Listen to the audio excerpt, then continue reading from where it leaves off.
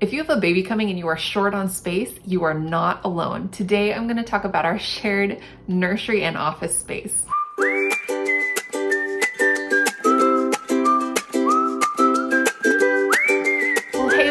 Before, my name is Betsy. I have a wonderful husband and 2 small kids and a third one that is coming very soon.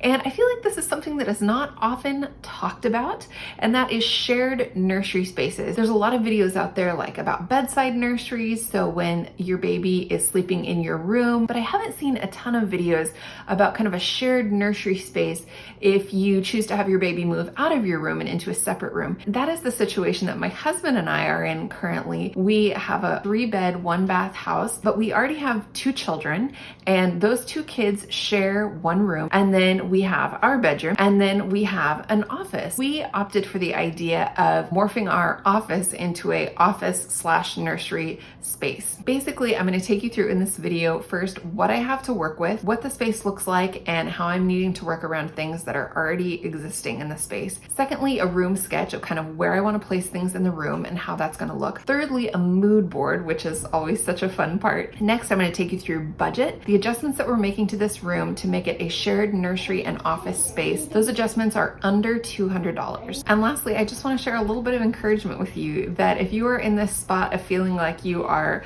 crunched for space, it is totally possible to do something that you love, still can be on a budget, and you can work with the limited space that you have. So first off, what I have to work with. This space has been an office space since we have moved into this house. You will notice that there is a little toddler bed in here. Our younger child does take naps in here in the afternoon. Obviously, things are going to change when the baby comes. This toddler bed is going to move out, and that kiddo is going to be sleeping in the other room for nap times. We have a desk, we have a filing cabinet. There's a big bookcase in here. This is where we keep the majority of the books that we own. And then we've got a nice little closet. So my constraints for this room, it's roughly 90 square feet. So we're not working with a large space, but we needed to keep the desk in here, keep the filing cabinet in here, keep the bookcase in here. So those are 3 very big pieces of furniture that it's kind of a challenge to work around. And then we have this wonderful closet, which I'm so thankful to have a closet in this room. It was previously crammed full of office stuff, and I wish I'd taken a picture beforehand. I cleaned out this closet totally, and then we added shelving in our entryway closet. So we don't have tons of closets in this house. We have a closet in each bedroom, and then we have an entryway closet. So we added a top shelf on the entryway closet and decided to store a lot of the office things that we have and need access to in that entryway closet. So basically what I did was drew a sketch of the room, looked at what space I had to work with, what furniture needed to stay in there, and then where I needed to place things. So I decided that I wanted to get a little dresser. I wanted to put the crib in here. So we have a crib from when our older children obviously were babies. And so that crib will get set up here in the corner by the window. The desk is going to go on the opposite wall. The bookcase will stay where it is. And the filing cabinet will also stay where it is. So originally I'd been trying to figure out if I needed to get a changing table. I decided that would be too much furniture for the limited space that we have. It already feels pretty crowded. So I decided to keep the filing cabinet where it was, and I just cleaned out the top 2 cubbies that open up here. You can see to put diapers and burp rags and that sort of thing in. Always, always, always in small spaces like this, it's great if you can have a piece of furniture that is multifunctional. The bottom drawer of this filing cabinet is exactly that. It's got files in it. We're not going to move those anywhere else. We need access to those, and so those are staying put. But then these top 2 cubbies, I was able to clean out kind of the miscellaneous office stuff that was in there, find space for that in the desk, and I'm using the top of that filing cabinet as kind of our changing station. I am also thinking to put, now these have not arrived yet, but I ordered from Amazon 2 wall shelves. If I can put those on the wall right by the changing area here to put some wipes in, put some,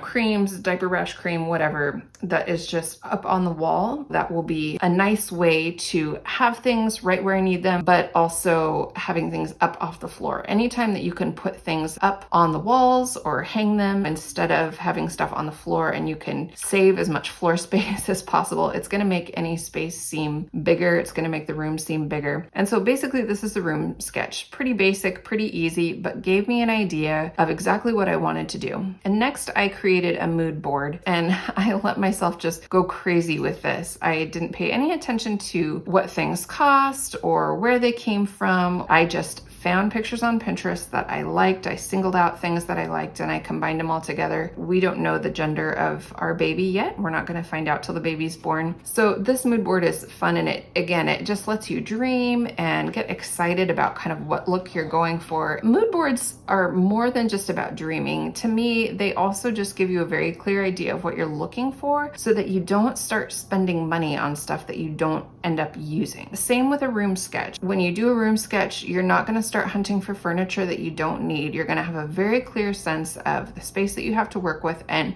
exactly what you want to go for so that you stay very focused with your budget. So after I finished the mood board, then I started getting practical, and that's where we get into the budget. So I decided what were things that I absolutely wanted to get that were must-haves, and then what were things that were like, it's nice, but I didn't need to. An example of a must-have that I decided I wanted for us, this would not be a must-have for everyone, but I decided I did want the wallpaper that I found on Amazon that I picked out, and I ended up needing, with the space that I needed to cover, I'm doing that one far wall just kind of as an accent wall. It was $70 worth of wallpaper. I purchased a dresser. I found this basic kind of ugly little dresser for $20 on Facebook Marketplace. So I decided I wanted to paint it. So it was $20 for the dresser, and it ended up also being $20 for the paint. So it cost as much to paint it as it did to buy it, but it's nice. The drawers are the perfect size, and biggest bonus of all, it fits in the closet. I got a $5 tension rod to do a hanging curtain for the closet, and I opted to do a hanging curtain. Originally, this closet door had a bifold door on it, which looked great.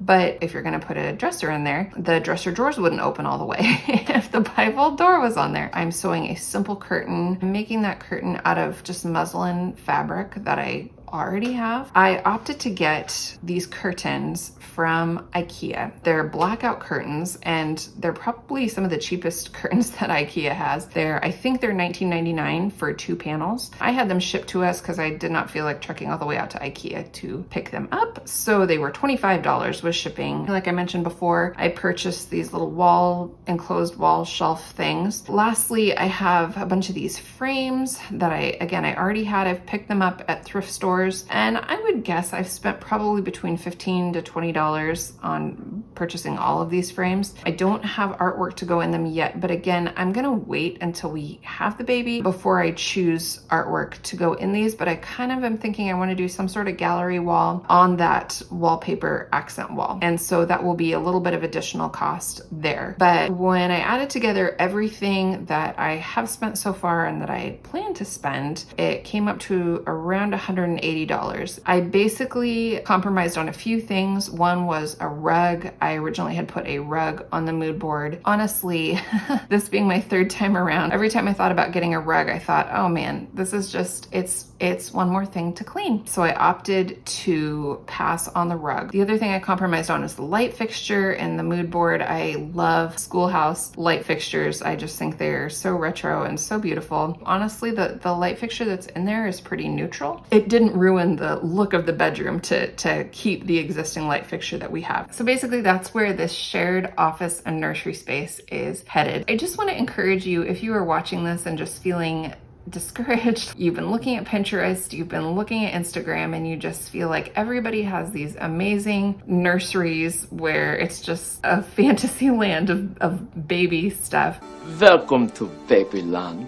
There's lots of nurseries where people are making do with what they have. People are making do with the space that they have. And you can make an adorable nursery that looks great without breaking the bank. So I will be sharing hopefully soon a full reveal video, but I kind of wanted to let you in on the planning process. Now, once I have the nursery complete and the reveal and all of that, I will link that video down below. Also, if you are interested in other budget-friendly home makeover type of videos, I did a budget-friendly makeover on our kitchen, and I will link a video on that right here, and I will see you in the next one.